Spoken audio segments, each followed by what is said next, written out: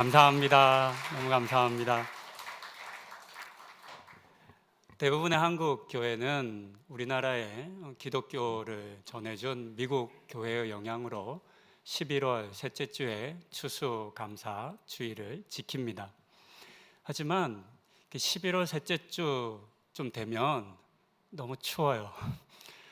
우리나라로 보면 이제 겨울인 거죠. 너무 춥고 또 늦어서 가을의 추수 때는 아닙니다.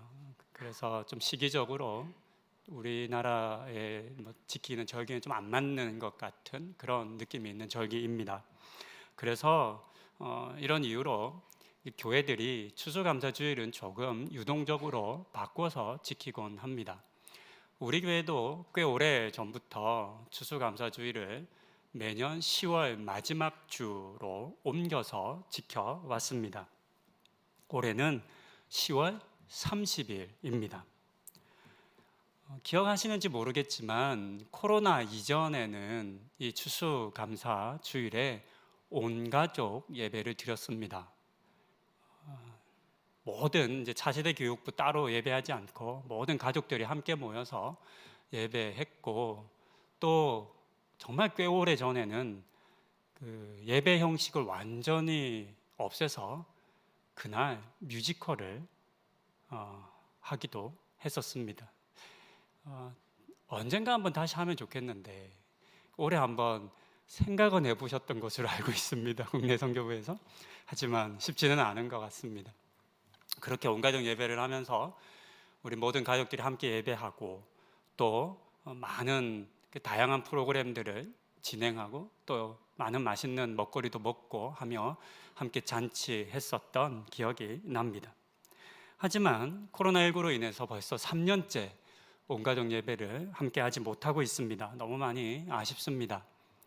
내년에는 우리 교회는 1년에 2번 온가족 예배를 했습니다. 5월에 어린이 주일에 그리고 10월에 추수감사 주일에 온가족 예배를 했는데요. 내년에는 다시 할 수 있기를 또 기대해 봅니다. 우리는 추수감사 주일과 절기가 되면 한 해 동안 우리 각자에게 또 우리 가정에 또 속하여 있는 공동체나 회사나 여러 일들에 하나님께서 주신 은혜가 무엇인지를 돌아보고 그 은혜에 감사하는 시간을 가집니다. 올해도 동일하게 이 시간을 가지게 될 텐데요. 보다 풍성하게 또 의미 있게 추수감사절을 맞이하면 좋겠다라는 생각을 했습니다. 그래서 아직 몇 주 남았지만 당일에 되어 감사하는 것이 아니라 오늘부터 이번 주부터 미리미리 다가올 추수감사주일을 준비하고자 합니다. 마침 교회력에 따른 오늘의 본문이 받은 은혜에 감사했던 사람과 그러지 못한 사람의 이야기가 담긴 누가복음 17장의 본문입니다. 본문에는 10명의 나병 환자가 있는 마을을 찾아온 예수님과 또 그 예수님을 통해서 나병이 치유된 사람들의 이야기가 기록되어 있습니다. 예수님께서 한 마을에 가셔서 나병 환자들을 치유해 주셨습니다. 여기까지는 보통의 치유 사건과 유사합니다. 하지만 이야기는 여기에서 끝나지 않고 계속 이어집니다. 불치병으로 알려진 나병이 치유되었음에도 불구하고 10명 중 단 1명만이 예수님에게 돌아와 감사했음을 우리에게 알려줍니다. 그러면서 예수님께서는 다른 9명은 어디 있냐 물으시며 안타까워 하셨습니다. 무려 9명은 자신들이 간절히 바랬던 치유를 받았음에도 불구하고 그 은혜를 주신 예수님에게 돌아와 감사하지 않았습니다. 우리는 본문 속에 이 감사를 잃은 사람들의 모습을 보며 오늘 나는 마땅히 감사할 것에 감사하고 있는지, 아니면 예수님을 등지고 떠나버린 것은 아닌지를 생각해 볼 수 있겠습니다. 그리고 하나님의 은혜를 받은 나의 모습이 어떠해야 할지에 대해서도 배우는 시간이 되기를 소망합니다. 우리는 지난 3년 동안 코로나19로 인해서 많은 어려움을 겪고 있습니다. 특히나 우리를 힘들게 하는 것은 이 질병이 사람에게서 사람으로 전염되는 병이라는 것입니다. 지금이야 다들 걸리셨죠? 지금이야 그래도 저희가 좀 옆에서 코로나 걸렸다라는 소식을 들어도 그렇게까지 많이 걱정하진 않습니다. 하지만 1년 전, 2년 전 생각해 보세요. 정말 많이 우리는 두려워하고 걱정했습니다. 그때 이야기를 보니 엘리베이터에서 확진자와 아주 짧은 시간을 머물렀음에도 불구하고 이렇게 전염되기도 했고, 어떤 사람은 차를 타고 가다가 아는 이웃을 만나서 창문을 살짝 열고 한 1분 정도 인사하고 갔는데 전염되기도 했다고 합니다. 이게 너무 전염력이 강한 질병이었던 겁니다. 그래서 우리는 대면으로 사람을 만나는 활동을 지난 3년간 거의 못했습니다. 함께 만나 밥을 먹고 차를 마시며 이야기를 나누는 것도, 함께 소리 높여 찬양하고 기도하는 것도, 심지어 교회에 와서 예배 드리는 것도 정말 오랫동안 멈추었습니다. 이처럼 병이 옮길 수 있다, 옮겨진다, 내가 옮을 수 있다라고 하는 사실이 주는 두려움은 정말 컸습니다. 이번처럼 전염병에 대한 그 두려움을 크게 느낀 적은 아마 평생 없었을 것 같습니다. 감기 정도야 없는 거 알지만 그렇게 우리 두려워하진 않잖아요. 하지만 이번 코로나는 우리에게 전염된다는 것이 얼마나 무서운 일인지를 알게 해 주었습니다. 이런 두려움은 오늘날과 같이 현대 과학과 의술이 발달했음에도 불구하고 이렇게 컸는데, 고대 사회는 어땠을까요? 감염 질병에 대한 지식이 그렇게 많지 않았던 고대 사회에서 오늘 본문에 등장하는 이 나병은 신의 저주를 받은 질병이었고, 또한 가장 대표적인 전염병이었습니다. 그렇게 알았던 겁니다. 많은 사람들이 나병 환자들을 멀리했습니다.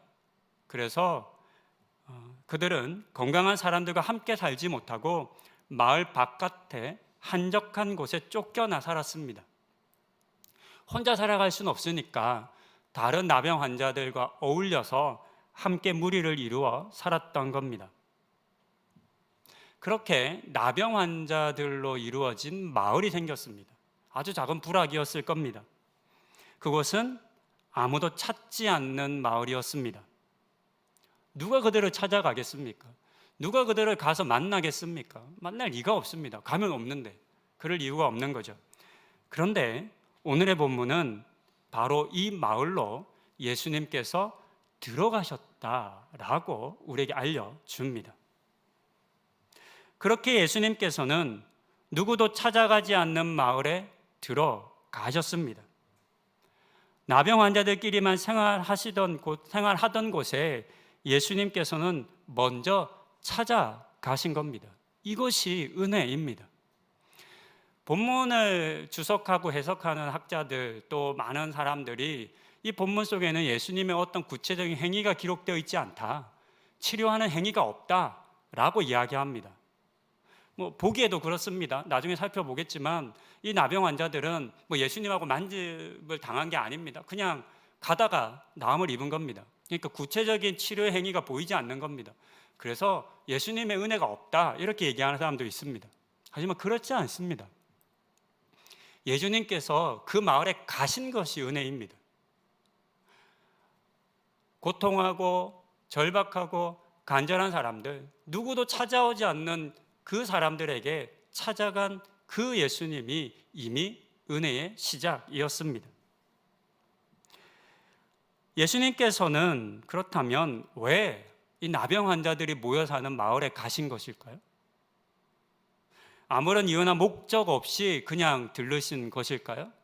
그건 아닐 겁니다. 당연히 그들을 불쌍히 여기시고 또 그들을 치유하기 위함이었습니다. 그것이 예수님께서 이 땅에서 보이셨던 모습이기도 합니다. 예수님께서 지금 가시는 길은 예루살렘을 향해 가는 여정 중에 있었습니다. 즉 예루살렘의 십자가 죽음을 위해 가시는 길이었습니다. 그렇게 자신의 고통을 향해 한 걸음 한 걸음 나아가시던 중에도 예수님께서는 자신의 문제, 자신의 고통, 자신에게 닥쳐진 일에 매몰되지 않으셨습니다. 그 상황 속에서도 주님은 외롭고 고통받는 이들을 생각하셨습니다. 내가 이제 가면 다시 이 길을 지나갈 수 없겠구나. 내가 이렇게 가서 십자가에 달리면 다시는 이 마을을 들를 수 없겠구나. 이 마을을 들렀다 가자. 여기도 나의 위로가, 나의 치료가 필요한 사람들이 있다. 이렇게 말씀하셨을 것 같습니다. 그렇게 아무도 찾지 않는 나병 환자들의 마을을 찾아가셨고 그들에게 구원을 베풀기 원하셨습니다. 본문에서 우리는 예수님을 맞이했던 10명의 나병 환자들의 모습을 조금 주목해 볼 필요가 있습니다. 12절에 기록된 것처럼 그들은 예수님에게 가까이 다가가지 못하고 멀리 서서 소리 높여 외칠 뿐이었습니다. 가까이 가지를 못하는 겁니다. 나병 환자인 자신들은 건강한 사람들에게 가까이 가서는 안 된다라고 하는 그 보이지 않는 벽이 그들을 가로막고 있었던 겁니다. 그들이 단순히 병으로 고통받고 있는 것뿐만 아니라 심리적으로, 사회적으로 버림받고 배척받은 사람들이라는 것을 이 모습을 통해서도 우리는 확인할 수 있습니다. 그들은 그렇게 스스로를 분리시키는 사람들이었습니다. 스스로를 자신 있게 사람들 앞에 내어놓지 못하는, 다가가지 못하는 그런 사람들이었습니다. 그렇게 가까이 다가오지 않으니 그들을 만져서 치유할 수 없는 겁니다. 그래서 예수님께서는 그들이 몸을 만지지 않고도 치유해 주시는 방법을 사용합니다. 그래서 제사장에게 가서 몸을 보이라 명령하셨습니다. 구약의 율법에 따르면 나병이든 피부병이든 앓고 있다가 나음을 입으면 반드시 제사장에게 가서 자신의 몸을 보이도록 했습니다. 그러니까 혼자서 나 병 나았어 이렇게 끝나는 것이 아니라 제사장에게 가서 자신의 나음을 이렇게 확인시켜 주어야 했습니다. 그래서 제사장이 너 나았다 라고 확인해 주고 제사를 드리고 나면 다시 일상으로 복귀할 수 있었던 겁니다. 이 말을 듣고 10명이 길을 떠났습니다. 그러자 놀라운 일이 일어났다라고 오늘 성경 본문은 우리에게 알려줍니다. 제사장에게 가는 길에서 깨끗함을 받은 것입니다. 예수님께서 직접 만진 것은 아니었지만 말씀으로 그들을 치료해 주셨습니다. 그런데 너무나 안타깝게도 9명의 생각은 달랐던 것 같습니다. 어쩌면 그들은 예수님께서 자신들을 깨끗게 해주신 것을 인정하지 않았을 것 같습니다. 해주신 게 없잖아요. 그냥 제사장에게 가라고 말씀만 하셨지 자신들의 병을 낫게 하는데 뭔가 기도를 해주셨다거나 뭐 꾸짖어서 떠나가게 하셨다거나 뭐 안수를 해주셨다거나 뭐 아무것도 없잖아요. 예수님이 뭐 하신 게 없나 봐, 그냥 나았나 봐 이렇게 생각했을 수 있겠습니다. 그리고 어디로 갔는지 알 수 없지만 각자 자신의 길을 떠나고 말았습니다. 그런데 그 중에 한 사람이 자신이 나은 것을 깨닫고 하나님께 큰 소리로 영광을 돌렸습니다. 그뿐만 아니라 예수님에게로 돌아왔습니다. 그는 자신이 나은 것이 예수님의 은혜인 것을 알았던 겁니다. 예수님이 나를 낫게 해주셨다, 치유해 주셨다라고 하는 것을 인정했기 때문에 돌아왔을 겁니다. 내가 나은 게 예수님하고 아무 상관없다고 여겼다면 돌아올 이유가 없습니다. 하지만 그가 돌아왔다는 것을 통해서 그는 자신의 나음이 예수님으로부터 말미암은 것이라는 사실을 분명히 알았음을 우리에게 알려줍니다. 앞서 그는 멀리 서서 소리쳐 외칠 뿐이었습니다. 하지만 이제는 예수님의 발 아래 엎드렸습니다.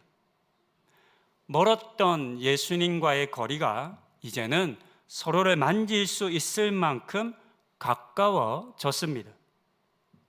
그렇게 그는 육체 질병만 나은 것이 아니라 사회적이고 심리적인 거리까지도 좁힐 수 있는 은혜를 받았습니다. 그리고 이것이 구원을 상징하겠습니다.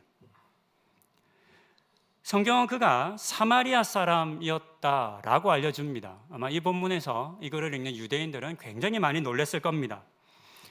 여러 번 설교 때 말씀드렸던 것처럼 사마리아 사람들은 혈통의 순수성을 잃어버렸다는 이유로 유대인들로부터 사람으로조차 여겨지지 않았습니다. 배척받았습니다. 게다가 하나님의 구원은 너에게는 절대로 임하지 않는다라고 확신했습니다.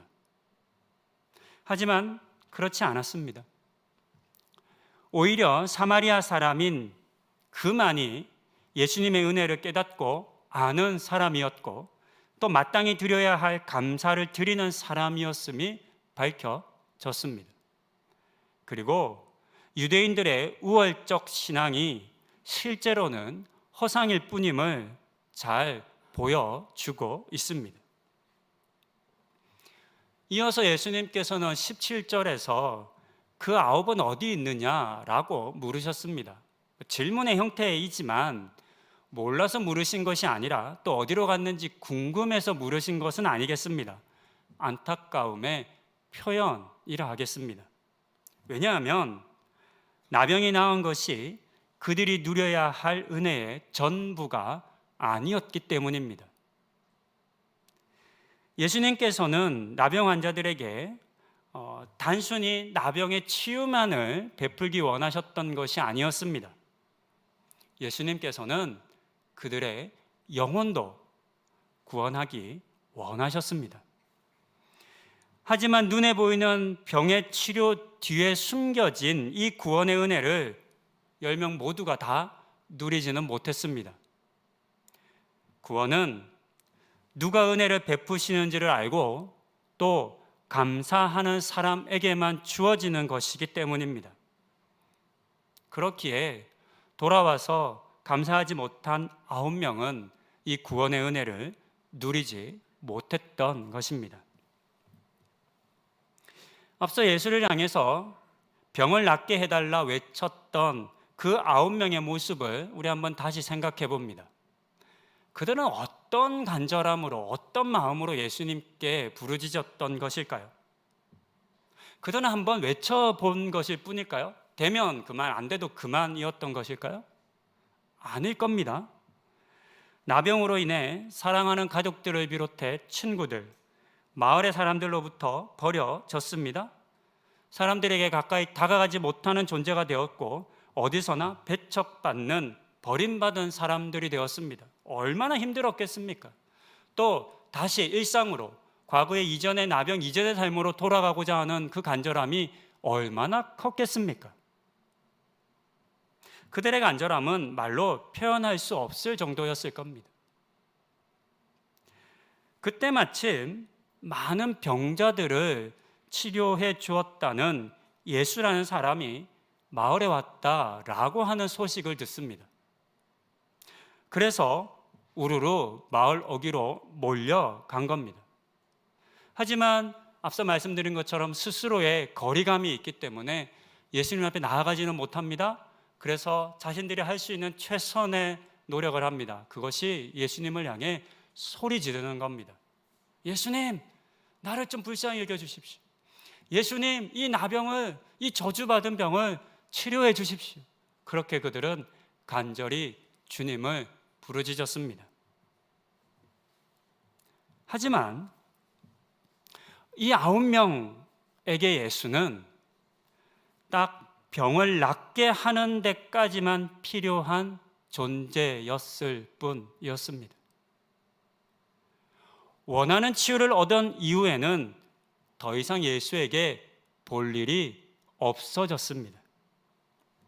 그렇게 그들은 예수를 자신들의 필요를 위해 쓰고 버렸습니다. 오늘날 사람들과의 관계에서도 자신에게 어떤 필요가 있거나 또는 뭔가 도움을 받을 일이 있으면 친한 척하고 또 이런저런 도움을 요청하지만 그 원하는 바를 이루고 나면 언제 그랬냐는 듯이 외면하는 사람들을 우리가 만나곤 합니다. 아마 우리 성도님들 중에도 그런 사람 만나보셨을 겁니다. 지 필요할 때만 오고 싹 나중에는 얼굴 닦고 입 닦는다 뭐 이런 얘기 하실 겁니다.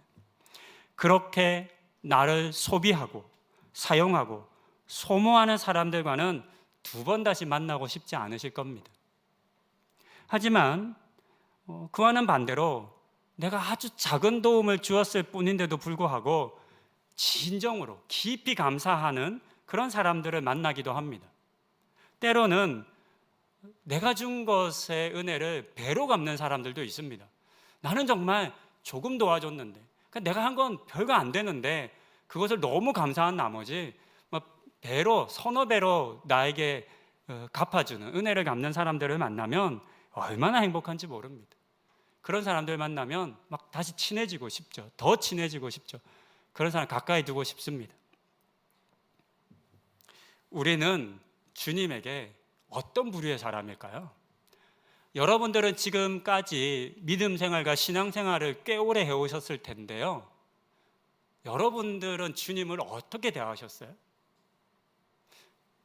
필요할 때 쓰고 버리셨어요? 아니면 주님께 받은 은혜에 너무 감사해서 그 은혜를 갚고 감사하는 삶을 살아오셨는지. 다시 본문으로 돌아옵니다. 나병이 낫게 해주는 것만을 기대했던 사람들은 아무도 예수님을 다시 찾아오지 않았습니다. 그리고 각자 자신이 가야 할 길을 갔습니다. 하지만 그들이 간 그 길, 그들이 선택한 그 길은 구원의 길은 아니었습니다. 참된 구원으로 이르는 길은 오직 예수님밖에 없다는 사실을 보여주는 것처럼 자신이 가던 길을 돌이켜 예수님에게 돌아온 그 한 사람만이 구원의 길을 예수님으로부터 인도받을 수 있었습니다. 말씀을 정리합니다. 우리가 하나님의 은혜에 어떻게 반응하는지는 매우 중요합니다. 하나님의 은혜가 모든 사람에게 동일하게 미치기는 하지만 이른 비와 늦은 비가 모든 사람에게 주어지고 선인 사람이나 악한 사람 모두에게 하나님의 기본적인 은혜가 주어지는 것처럼 말입니다. 하지만 그런 하나님의 은혜가 모든 사람에게 하나님의 구원 또한 자연적으로 임한다는 의미는 아닙니다. 모든 사람이 각자의 요구와 필요에 대한 하나님의 은혜를 입지만 단지 일부의 사람만이 하나님의 은혜를 온전히 알고 마땅히 드려야 할 감사를 드리는 사람만이 구원의 은혜를 더하여 받습니다. 이 사실을 기억하는 우리가 되어야 하겠습니다.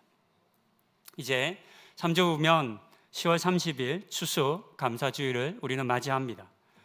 이 날을 어떻게 준비하시겠습니까? 그동안의 추수 감사주일은 어떻게 준비하셨습니까? 제가 한 가지 방법을 여러분들에게 좀 제안 드리고 싶습니다. 함께 이런 방법으로 올해는 한번 해보시면 좋겠습니다. 첫 번째로 하실 일은 따로 시간을 내시는 겁니다. 따로 시간을 내어서 올 한 해를 정리해 보십시다. 여기서 중요한 것은 따로 이 일만을 위한 시간을 내는 겁니다.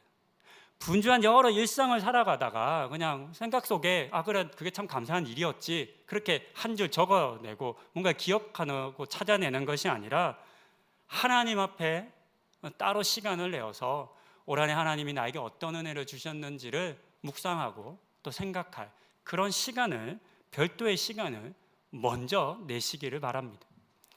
두 번째로 하실 일은 이 시간에 하나님께서 나에게 베풀어 주신 은혜가 무엇인지를 찾고 그것을 종이든 컴퓨터이든 핸드폰이든 어딘가에 적는 겁니다. 여기서 중요한 것은 적는 겁니다. 기록하는 겁니다. 요즘 우리가 기록을 잘 안 해요. 여러분 기록 잘 하세요? 잘 안 하시죠? 우리는 그냥 생각하고 끝내요. 아 그래 하나님 이런 은혜 주셨지. 아 그래 이런 은혜 주셨지. 근데 그렇게 하고 지나가요. 그러면 여러분도 많이 경험하셨지만 안 남아요. 남아있지 않는다고요. 적는 게 중요합니다. 생각으로 머물지 마시고 꼭 적어보십시오. 세 번째로 하실 일은 여러분들이 찾은 은혜, 그것을 이제 적으셨잖아요. 그 적은 것들을 보면서 내가 감사한 것과 감사하지 못한 것이 무엇인지를 구분해서 체크하시는 겁니다. 내가 원하는 이런 은혜를 받았는데 나는 무슨 감사를 했지? 아마 하나님의 은혜라고 생각지도 못한 것들을 발견하셨다면 아마 그건 감사 못하셨을 거예요. 은혜인지 몰랐는데 어떻게 감사하실 수 있었겠어요? 그러니까 앞서 하나님의 은혜를 찾고 기록하는 것이 중요한 이유가 이 세 번째를 하기 위해서입니다. 내가 적은 것들을 보면서 내가 이 은혜에 감사했는가 체크해 보시는 거죠. 그리고 감사하지 못한 일들에 대해서 감사하는 거죠. 하나님 제가 이거 놓쳤습니다. 죄송합니다. 그때 이렇게 해주셨는데, 그때 이런 은혜 주셨는데 제가 생각지 못했습니다. 죄송합니다. 이제라도 감사드립니다 라고 하는 겁니다. 마지막으로 할 일은 한 해 동안 하나님께서 내게 주신 은혜의 리스트들이 이제 확보되었을 겁니다. 이제 보여질 겁니다. 그 은혜에 대해서, 그 감사에 대해서 반응하는 겁니다. 나만 은혜를 받고 나만 그것을 감사하고 끝내지 마십시다. 그것에 머물지 말고 내가 받은 은혜를 다른 사람들에게 흘려 보내십시다. 이상하게 주변에 마음 가는 사람들이 여러분 있을 수 있습니다. 저도 있습니다. 이상하게 그 사람 계속 생각나요. 뭐라도 밥이라도 함께 같이 먹어야겠는데, 연락이라도 해봐야 될 것 같은데, 뭐 선물이라도 하나 드려야 될 것 같은데 라고 생각하는 분이 있어요. 자꾸 그냥 신경이 쓰여요. 아마 그런 분들 있으실 거예요. 그런 분들일 수도 있고, 안타깝게 여기시는 분, 위로하고 격려해주고 싶은 분들이 있을 수 있을 겁니다. 아니면 그런 모임이나 단체도 있겠습니다. 평소에 봉사하시는, 후원하시는 그런 모임이나 단체도 있겠죠. 그들을 위해서 우리는 무엇을 할 수 있는가, 나는 무엇을 할 수 있는가를 한번 생각해 보셨으면 좋겠습니다. 기도할 수 있겠습니다. 여러 방법 중에 기도도 하나입니다. 아니면 찾아가서 시간을 나누고 격려할 수 있을 겁니다. 아니면 맛있는 거 하나라도 싸서 가서 같이 먹으면서 시간 보내고 격려할 수 있을 겁니다. 아니면 봉사를 하실 수 있겠죠. 봉사가 필요한 곳이라면. 그것도 아니면 그들에게 어떤 물질적인, 경제적인 후원을 하실 수도 있겠습니다. 이처럼 구체적인 행동과 행위를 여러분들이 받은 은혜로 이렇게 나타내고 표현해 보시면 좋겠습니다. 그렇게 다른 이들에게 나누는 일을 거창하지 않아도 괜찮습니다. 아주 큰 일 아니어도 괜찮습니다. 내가 할 수 있는 작은 행위 하나만이라도 이렇게 찾아보시면 좋겠습니다. 그리고 이 일은 할 수만 있다면 혼자 하지 마시고 함께하는 분들과 같이 하시기를 권면드립니다. 특히 가정에서 가족들과 함께 하시면 좋겠습니다. 이 앞서 말씀드린 이 네 단계를 각각 하실 수 있겠습니다. 그렇죠? 하지만 이 네 단계를 함께 할 수도 있습니다. 가족들과 함께 시간을 내는 거죠. 또 가족 각자에게 감사하는 제목을 찾게 하는 거죠. 은혜를 찾고 또 개인적으로 감사한 일들, 또 가족 모두가 감사한 일들을 찾아내고 분류할 수 있겠습니다. 또 개인적으로 감사했는지 안 했는지, 우리 가정이 또 감사했는지 안 했는지를 체크할 수 있습니다. 그리고 이 감사에 대해서, 이 은혜에 대해서 함께 가족이 실천할 수 있는 것은 무엇인가를 찾아보는 것도 매우 귀한 사역이라 생각합니다. 자녀들과 가족들과 부모님들과 한 해 동안 받은 은혜를 나누고 또 어떤 감사함이 있는지를 이야기하고 또 이런 받은 은혜를 나는 개인적으로는 이렇게 좀 풀어보고 갖고 싶고 우리 가족은 또 이렇게 해봤으면 좋겠다 라고 하는 이야기를 나눈다면 얼마나 그 시간이 아름다울까요? 벅찰까요?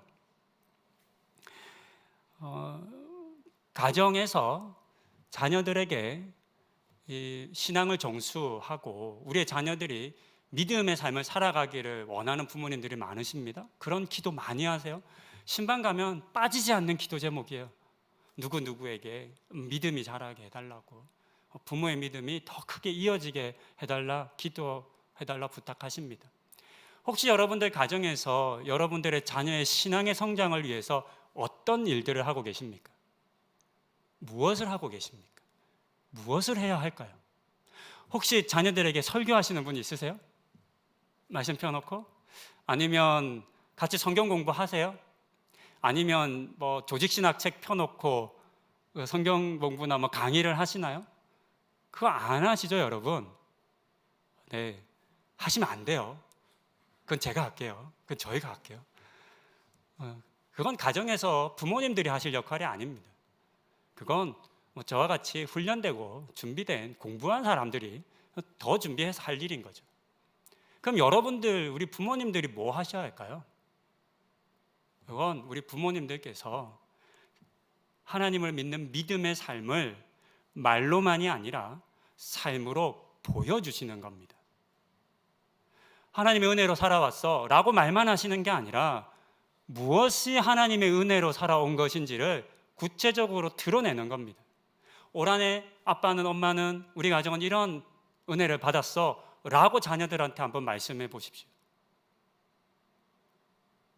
자녀에게 엄마나 아빠는 너가 이런 하나님의 은혜를 받은 것 같아 라고 한번 말씀해 보십시오.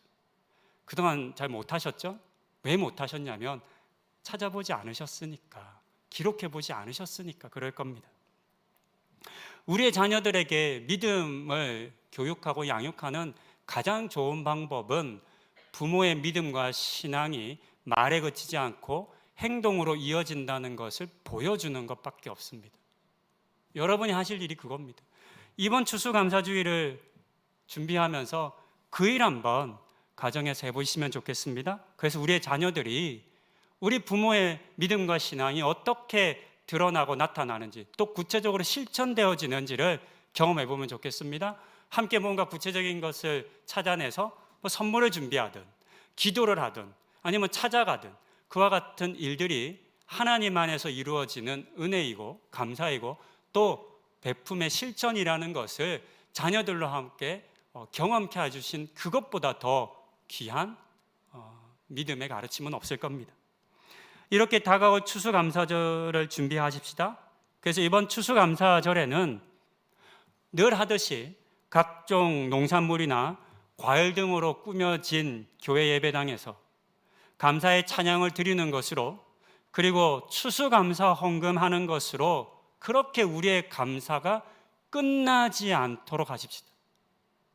그것이 우리가 해야 할 감사의 전부가 아닙니다.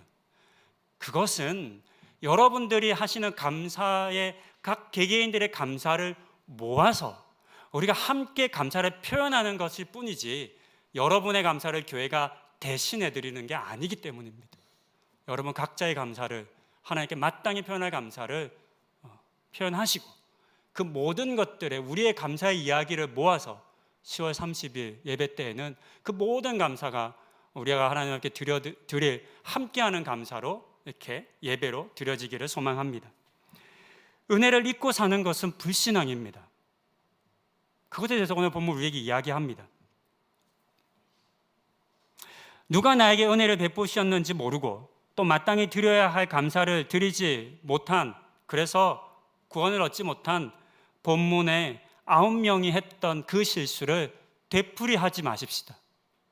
그렇게 하나님께서 주신 은혜를 헤아리고 또 감사하시는 우리 성도님들 다 되시기를 권면드립니다. 기도하시겠습니다.